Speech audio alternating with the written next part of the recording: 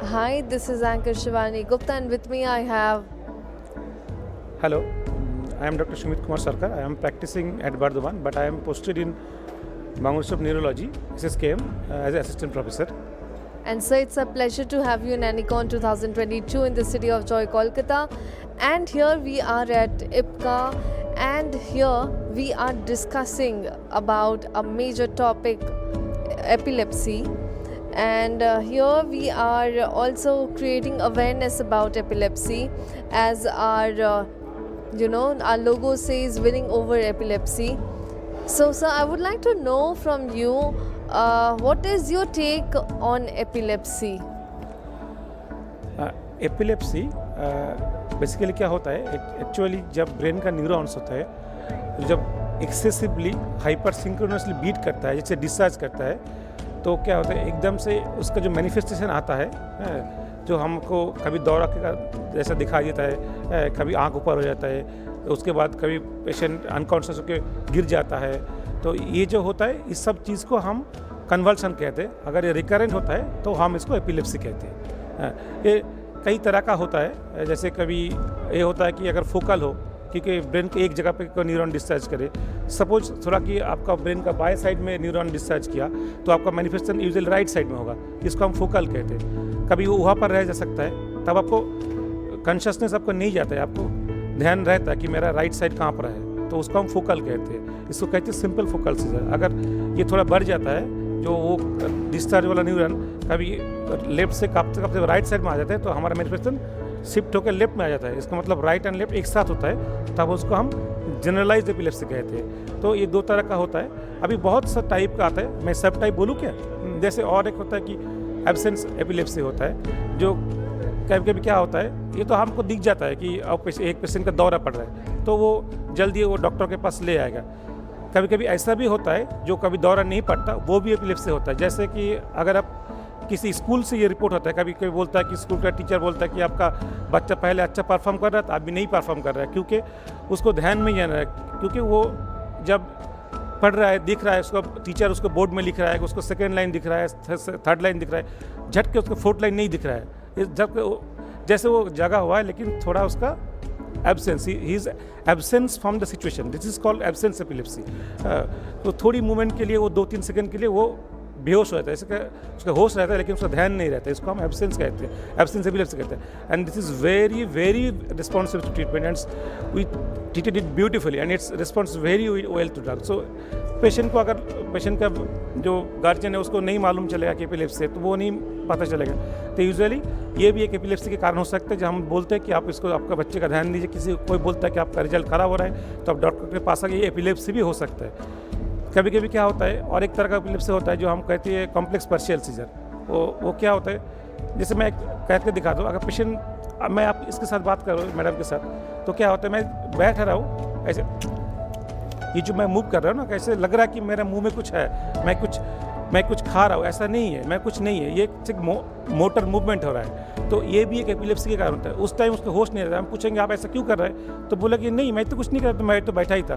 तो वो जो अनअवेयर हो गया, इसको हम कहते हैं कॉम्प्लेक्स पार्शियल सीजर, ये भी एक एपिलेप्सी है। तो जो भी बहुत तरह का एपिलेप्सी होता है, जो हमको दिख जाता है वो तो बहुत सिंपल है, आप डॉक्टर के पास चले आएंगे, लेकिन जो दिख नहीं जाता ये भी एपिलेप्सी हो सकता है। तो ऐसा अगर कुछ भी दिखाई दे तो आप डॉक्टर के पास आइए, हेल्थ चेकअप के लिए आइए। और एक बहुत ये अवेयरनेस है, इसलिए मैं बोल रहा, अवेयरनेस वीक मंथ है इसलिए, क्योंकि हमारा बहुत सारा मीथ रहता है दैट उसको उसका को डायन में भर कर लिया होगा, उसको भूत ने पकड़ लिया होगा, ऐसा कुछ भी बहुत सारे समाज में चीज़, ऐसा कुछ भी नहीं है, ऐसा कुछ भी नहीं है। सो आप आइए, ऐसा कुछ भी है तो आप डॉक्टर के पास आइए। और एक चीज़ है, अगर कोई पेशेंट आपके सामने दौरा पड़ रहा है, तो कोई कोई क्या करता है, उसके मुंह में उंगली डाल देता है, या तो कुछ भी स्टिक हो तो वो डाल देता है कि वो उसका दांत ना काट जाए। ये बहुत ही ख़राब है, क्योंकि आप अगर उंगली डालेंगे तो आपका उंगली कट जाएगा, ऐसा कुछ भी नहीं है।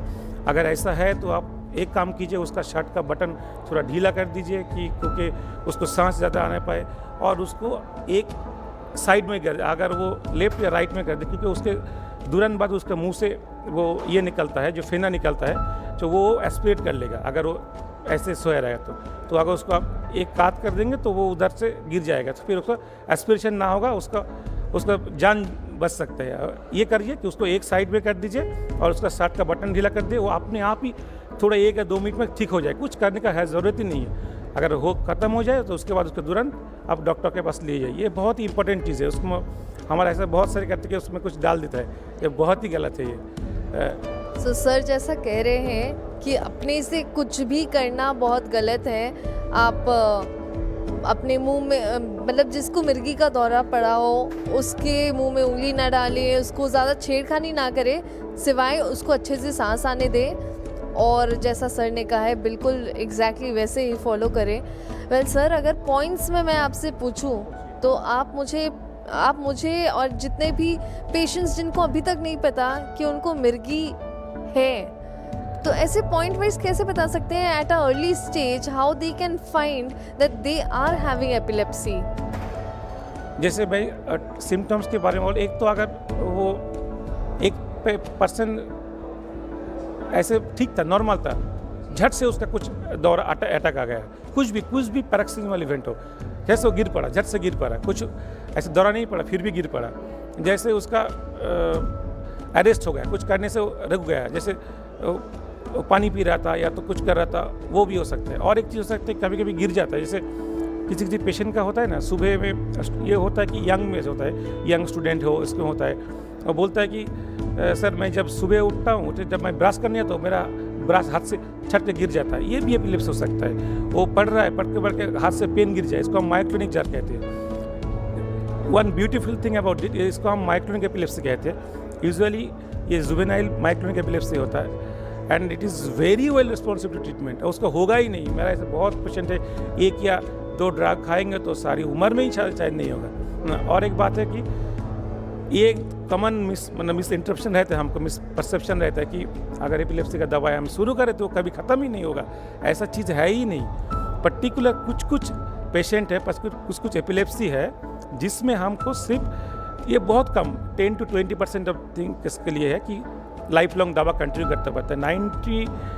80 to 90% पेशेंट में दवाई हम 2 या 3 साल के अंदर बंद कर सकते हैं, अगर उसका कुछ और प्रॉब्लम ना हो, जैसे ब्रेन ट्यूमर हो, सिस्ट हो, ये वगैरह, इससे भी एपिलेप्सी हो सकता है। तो दूसरी कारण वो हमको सर्जरी करना पड़ता है। अगर नहीं है तो most of the epilepsy patients are well treated with drugs.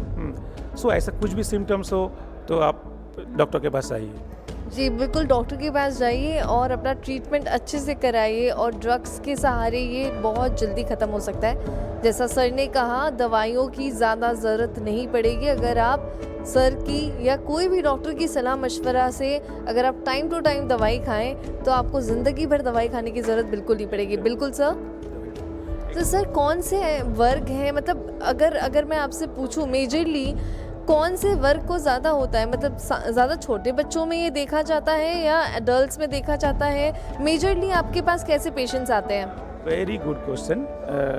वैसे एपिलेप्सी का कोई एज नहीं होता कि बोलता है कि आपको कोई अगर बच्चा जन्म आता है तो उसका 1 मिनट से लेके उम्र के मरने के 1 मिनट पहले तक एपिलेप्सी कहीं भी हो सकता है। Definitely there are some predisposing age group जहाँ पर ज़्यादा होता है। जैसे अगर कोई बच्चे का होता है कि एक बच्चे का ग्रुप में जो एकदम नियोनेट में होता है तो उसमें यूजुअली होता है तो क्या होता है, उसका शुगर कम के कारण हो सकता है, कैल्शियम कम के, हाइपोग्लाइसीमिया हाइपोकैल्सीमिया हम बोलते हैं, उसके कारण हो सकता है, या तो बर्थ में कुछ प्रॉब्लम आए, जैसे बर्थ एस्फिक्सिया जहाँ हम उसको बोलते हैं, लो बर्थ वेट बेबी हो, उसका मतलब सेप्सिस हो, मेनिंजाइटिस हो, इसके कारण बर्थ में से, तो ये एक ग्रुप है जो नियोनेट से चाइल्ड ग्रुप तक, वहाँ पर बहुत कम होता है ये एपिलेप्सी, ये होता है इस कारण होता है।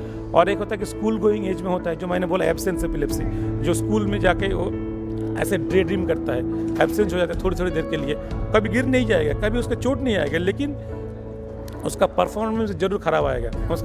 उसका अब सोचिए ना, एक बच्चा अगर मतलब एग्ज़ाम देने के 2 घंटे में 30 बार उसका एब्सेंस हो जाएगा तो उसका परफॉर्मेंस कैसे होगा? तो वो हो सकता है उसके थोड़ी और अगर एडल्ट एज में जाए तो क्या हो सकता है, ट्रॉमेटिक एपिलेप्सी। हम जो बाइक में जाता है, हेलमेट नहीं पहनते, जैसे हेड इंजरी होता है, उस पर बहुत सारे पेशेंट को पोस्ट ट्रॉमेटिक एपिलेप्सी होता है, तो वो कॉमन होता है, मतलब एक यंग एज में बहुत कॉमन होता है। और फीमेल एज में कॉमन होता है कि वो जो मैंने बोला कॉम्प्लेक्स पार्शियल सीजर, वो फीमेल में ज़्यादा होता है, वो यंग एज में होता है।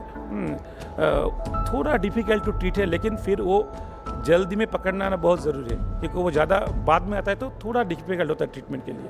हाँ, उसमें एक कभी कभी किसी पेशेंट का सर्जरी का भी ज़रूरत होता है, लेकिन वो सर्जरी से वेल रिस्पॉन्सिव होता है। और सर्जरी भी अभी बहुत जगह पे, कलकत्ता में भी चालू हो गया है हमारा सर्जरी, तो वो एक होता है। उसके बाद थोड़ी और ऊपर जाए एज में, जैसे थोड़ी कि 5th डिकेड में, 4th या 5th डिकेड में, तो एक होता है ना कि हमको बोलता है कि टीबी का, मतलब में टीबी के कारण एपिलेप्सी होता है। क्रीमी होता है ना, जो हम सैलड खाते हैं, जो न्यूरोसिस्टोसर्कियोसिस बोलता है, जो हम सैलड खाते हैं उसका जो क्रीमी रहता है, उसका जो लार्वा वो प्रॉपर्ली वॉश नहीं होता, वो शौसा वगैरह जो वेजिटेबल्स वगैरह होता है वो प्रॉपर्ली कुक नहीं होता, प्रॉपर्ली वॉश नहीं होता, तो उसका क्रीमी लार्वा जाके वो हमारा अल्टीमेटली ब्रेन में जाके वो इरिटेट करता है, एपिलेप्सी होता है, वो एक कारण होता है। और उसके बाद जब होता है ओल्ड एज में स्ट्रोक के कारण भी एपिलेप्सी होता है, उसको हम कहते हैं पोस्ट स्ट्रोक एपिलेप्सी।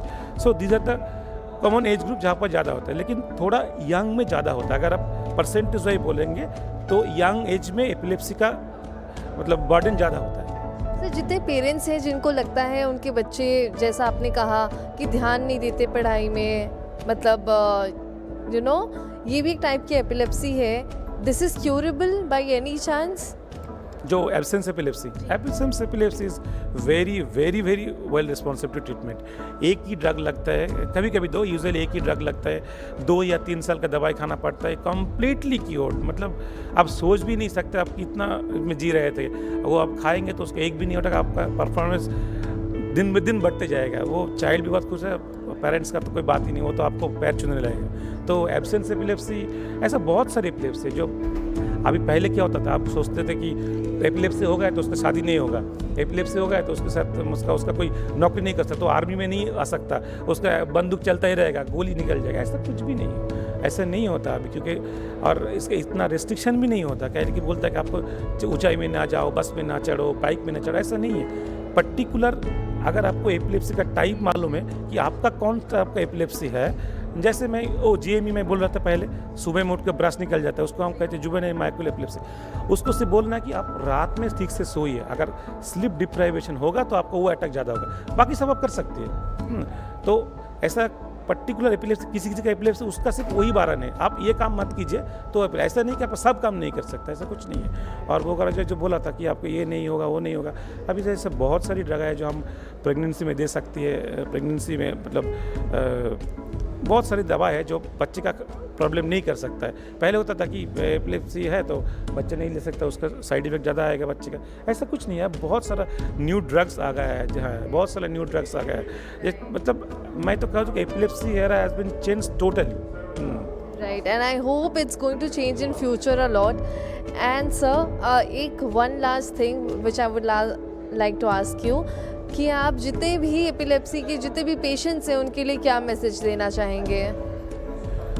देखिए, मेरा एक ही मैसेज है कि अगर आपको कुछ भी लगता है कि ये इस पेशेंट का कुछ प्रॉब्लम हो सकता है, आपको लगता है, हो सकता है यू में मिस डायग्नोसिस, आपको लगता है कि इसका कुछ दिमाग का दौरा पड़ा है, इसका कुछ भी बीमारी हो, आप डॉक्टर के पास आइए। Doctor is the right person who will differentiate that it's not an mental disorder, it's an epilepsy. He will tell you the better thing. So come to a doctor whenever you complain. आपको patient का दिखता है कि वो patient बेहोश हो जाएगा, गिर रहा है, उसको दौरा पड़ रहा है, आप डॉक्टर के पास आइए। और कुछ भी मत दीजिए, कहीं पर मत जाइए, किसी ओझा के पास मत जाइए, सिर्फ डॉक्टर के पास आइए। मैं आपको एश्योर करता हूँ कि आप आएंगे तो आप निराश नहीं होंगे। बिल्कुल। और जितने भी पेरेंट्स, सर, सबसे मेजर कॉज तो मेजर प्रॉब्लम यहाँ पे लाई करता है जब सारे के सारे पेरेंट्स सोचते हैं मेरा बच्चा पढ़ने में अच्छा नहीं है, उसको सिर्फ मारते हैं, उसको मार मार के पढ़ाने की कोशिश करते हैं। बट नाउ आफ्टर सर की बात सुनने के बाद मुझे ऐसा लगता है कि एक बीमारी है जो कि बहुत ईजिली क्यूरेबल है। और एक बात हो कि एब्सेंस एपिलेप्सी जो होता है ना, ये कभी कभी यूं ही ठीक हो जाता है। मतलब उम्र के साथ साथ सोचिए किसी पेशेंट का 6 या 7 ईयर्स में एब्सेंस एपिलेप्सी हुआ, जो आप अभी बात कर रहे थे, उसका वो 14 साल या 15 साल में हुई, आपको दवाई ज़रूरत नहीं, ऐसे ही ठीक हो गया। लेकिन उसका जो 6 या 7 साल निकल गया ना लाइफ से, जब वो पढ़ रहा था, जो उसको जब स्कोर करना था, उसको जब लाइफ में आगे बढ़ना था, तब हाथ से चला गया। सोचिए, उसका लाइफ कुछ ख़त्म नहीं हुआ, लेकिन उसका जो मेरिट का बात था वो चला गया। तो अब सोचिए कितना, हम सोचते कि उसका था कुछ, शायद कुछ था ही नहीं, लेकिन उसका था, हमको पकड़ में ही नहीं आया वो थी। तो ऐसा कुछ भी देखिए तो डॉक्टर के पास आइए। एंड एपिलेप्सी ना भी हो, अगर मैं पकड़ तो वो एपिलेप्सी है नहीं, कुछ और भी चीज़ है, फिर भी वो तो कुछ बीमारी होगा ना शायद, तो उसको भी तो हम ट्रीट कर सकते हैं। जैसे ऑटिज्म हो सकता है, अब उसको फिर हम साइकेट्रिस्ट के पास भेजेंगे, वो भी तो एक बीमारी, वो भी तो ठीक हो सकता है। Thank you so much, Dr. Saab, for joining IPCA, and I hope this is going to help a lot of patients जो कि इस बीमारी से जूझ रहे हैं. And thank you so much, sir, for being here.